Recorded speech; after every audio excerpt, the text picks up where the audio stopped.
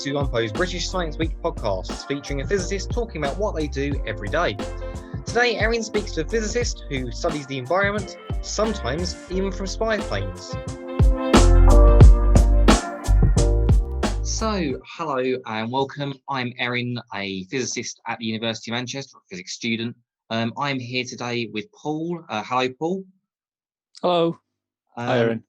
Paul is joining us from that desert island, as you can see, or more accurately, in Manchester. And he is a reader in atmospheric physics. So I guess the first question is really, what is atmospheric physics? Can you tell us what it is and some of the things that you study? So in atmospheric physics, you use physics principles to study how the atmosphere works. That's basically it. So whether that be Newton's mechanics, for instance, or quantum mechanics or fluid mechanics, these physics subjects, we use those principles to understand how the atmosphere works. That's great. So what sort of, things are you looking at the moment with your research? What sort of things might someone recognize that you look at?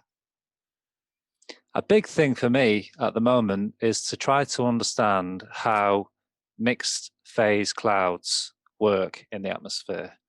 Mixed phase clouds are very important to things like climate change and also weather. And they're typically thought of as the kind of clouds that we understand the least.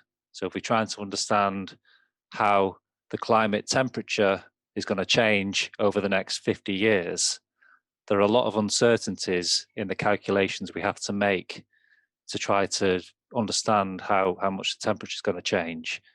And one of the components is mixed phase clouds. Now, mixed phase clouds are clouds that consist of both liquid water, ice crystals, and water vapor. Even on a sunny day, you look up to the sky, you look at the clouds, even on a sunny day, it can be really cold higher up.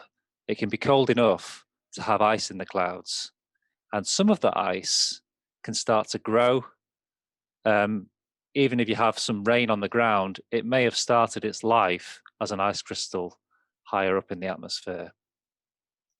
So I'm trying to understand how all of those processes work together to either lead to rain on the ground, precipitation, so that's a weather phenomenon, or how clouds can lead to the reflection of solar radiation back to space and impact on the temperature on Earth.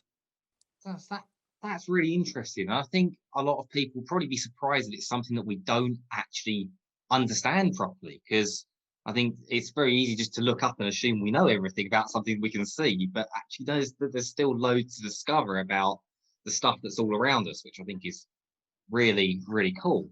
Yeah, a big misconception is that liquid water freezes at 0 degrees Celsius, whereas an atmospheric scientist knows that isn't always the case. Pure liquid water will not freeze until the temperature goes as cold as even minus 40 degrees Celsius, believe it or not. Wow. And that's something you don't normally see in everyday life. When it gets cold in the winter, it can be just below zero and you'll see ice on the ground. That's because the water on the ground has lots of impurities in it, which cause the liquid water to freeze. So these impurities they're called ice nuclei or ice nucleating particles. They're very small impurities, which can be materials like mineral particles. Desert dust, for instance, is a very important ice nucleating particle in the atmosphere. It basically catalyzes the formation of ice in liquid water. That's really fascinating. And yeah, it's amazing to see things that you sort of think you understand because you see it, but no, you don't. And there's all these new things to look at.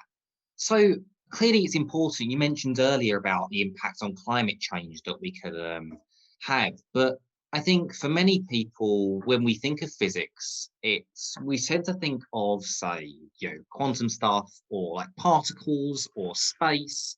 And we don't necessarily think about the things all around us, and especially the environment, because we tend to, I think, box it as biology um, or chemistry, not necessarily physics. So, how did you discover atmospheric physics and get into it? Was it something you always wanted to do? Was it you sort of stumbled upon? So I started really enjoying physics at college. I enjoyed the physics, and I enjoyed maths. And I think I just liked the challenge of physics. I liked the fact that it was the focus of physics at school and at college was really how things work, how the world works. At least it was for me. Mm. And like I said, I enjoyed the mathematics. I took maths with mechanics at A level, and so I'd made my choice that I wanted to study physics at university. So I went on to study pure and applied physics at which Manchester University, which was then called UMIST, and since then UMIST and Manchester University have merged to form the University of Manchester, which is where I work now.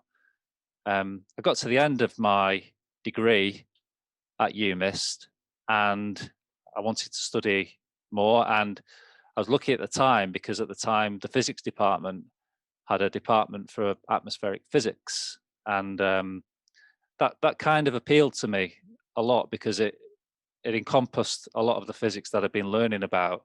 So I've already mentioned fluid mechanics, bits of quantum mechanics still. For instance, understanding how how light interacts with matter and how it scatters back to space. You need to have an understanding of quantum mechanics there, um, and also Newtonian mechanics as well. So you're understanding the atmosphere as a fluid.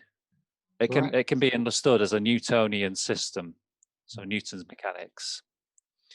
Well, So that really appealed to me, um, and so I spoke to the head of the physics department at the time, and told him that I wanted to do a PhD in atmospheric physics, and I was able to do that. And during my PhD, I got to do quite a lot of things again, which again appealed to me. So the first thing I did was I got to take part in laboratory studies in Karlsruhe, a place in Germany. So our collaborators in Germany, in a place called Karlsruhe, they have a world-class facility, which is a cloud chamber facility. So they can actually make clouds in the lab. And the first project I was okay. involved in was measuring these ice nucleating particles. And this is where we found that desert dust particles were really, really good ice nucleating particles for the atmosphere. And So that was the that's first thing I quite did. yeah, Yeah. that's quite interesting as well, because I don't think many people would think that, when you study the sky, you're able to study the sky in a lab. Um, Yeah, absolutely. Yeah, absolutely. So often, you know, we do study the atmosphere as well. We do field work actually in the atmosphere, and I'll talk about that. How I went on to do that later. But often it can be it's a very complicated system. So if you want to try and understand something in detail, you need to have a controlled experiment. And sometimes the best way to do that is to study that system within a laboratory environment rather than the actual. Sometimes it's messy in the real world. But also during my PhD, the next thing I did was I got to go to Australia and study a storm system which occurs every day at the same time at the northern tip of Australia in the Northern Territory over a group of islands known as the Tiwi Islands. And this storm is so regular, it has a name. The Australians give it a name. They call it Hector, and it's a very deep storm, and it forms through a process known as convection. So they call it Hector the Convector. That's the name that they give to it. that's a great name. I love that. And the way we studied that, we used radar, so electromagnetic waves, which are fired out into the atmosphere, and the ice crystals within the storm and the liquid particles within the storm, the droplets, reflect those electromagnetic waves back to the radar. And we measure the intensity. It tells us about the kind of particles that are inside the cloud. And we also use aircraft. So during that particular project, we used an aircraft called the egret, after the bird, the egret. Yeah. And this is actually a high altitude aircraft. It's an ex-German spy plane, actually, Wow. reconnaissance aircraft. But it can get right up to the top of what we call the troposphere, which is where most of the weather takes place. And that was really important in that part of the world, in the tropics, because the troposphere in the tropics is very high. It's actually in the tropics, that's where the troposphere is the deepest. So that was another thing I did in my PhD. yeah. Yep. That really is amazing. I think the sort of diversity of the things that you've managed to do as part, just as a PhD student, before you've even become sort of a lecturer later on, is, fascinating to be able to have that field work, that travel experience. Absolutely, yeah, and that really appealed to me. The other project I took part in my PhD again was some field work in the Swiss Alps. So I had the lab experience, actually, in a lab in Germany. I had the field experience on the aircraft in Australia, and in the Swiss Alps, we had a ground-based site. So this was based on the ground on a mountain in the Swiss Alps, known as the Jungfraujoch. So it's like a saddle-shaped mountain in the Swiss Alps. And here, I was trying to measure how aerosol particles, which are very small pollution particles, or it could be natural particles, how they influence cloud formation. And this is trying to understand how humans can impact cloud formation. Yeah, that's really fascinating. I think, as I say, that diversity of experience is amazing. And you get to see the whole world. But I think what is interesting, so if you've been listening to others in this series, you might have noticed that we've spoken to a lot of people from around the world, who've travelled, who come work in Manchester, live in Manchester, from everywhere. But you might be thinking it's a sort of thing where you do go everywhere, but you're local, aren't you? You are from Greater Manchester. You're all around here, lived around here. So I wondered, how's that sort of thing for you? Because you've got to see the world, but you've also got to stay at home and have that sort of experience. I'm a native of Mancunia. I live about 6 or 7 miles to the west of the city, to the west of the university. And Yeah. Did you? I think when we were chatting before, you mentioned that one of your college friends was also a lecturer here. he does, yeah. So during college, I studied physics, maths, and chemistry, these subjects. And at the time, a friend at college, Dave Topping, he was also studying physics, although he was in a, a different physics class to me, and a different maths class to me as well. But we often used to meet up and chat about what we were studying and other things that I guess teenagers talk about. And we both ended up going to UMIST and studying physics at UMIST. So we're in the same class at UMIST when I was studying for my degree. And so yeah, he's still in the department actually. So yeah, I find that amazing. I think, and it's really nice to know that you can come, the wonderful thing about uni is that you can stay quite close to home. You can live all your life relative there, and still get that experience of traveling the world as part of your PhD or something. But you can also go and move to different country, different city, and really have that complete new experience. It's sort of what you want to make of it, which is, I think, really great. So I think I've got probably a couple more questions, maybe last. I don't know. We'll see how time works. But I mentioned at the start. I think your job title is reader. I think that sounds quite vague to most of us. So what does that actually involve? What do you tend to get up to in the day? Since you've left your PhD, now you work here as a lecturer, sort of thing. That's very confusing, isn't it? Reader. So what do? Do you just read all day? And it's not that. a reader is like it's like a senior lecturer. So the kind of things that I get up to in my job, a big focus has been on online delivery of teaching. So in semester one, that's when most of my teaching was. I was teaching a course on numerical modeling, environmental modeling, it's called. And for that course, we did things like we modeled the weather on other planets, for instance, modeled the weather on Saturn, modeled the weather on the Earth, obviously, modeled clouds, modeled the orbits of the planets and the solar system, that sort of thing. So I've also been in the lab recently too. So we also have, after my PhD, we went to Germany to study clouds in this lab.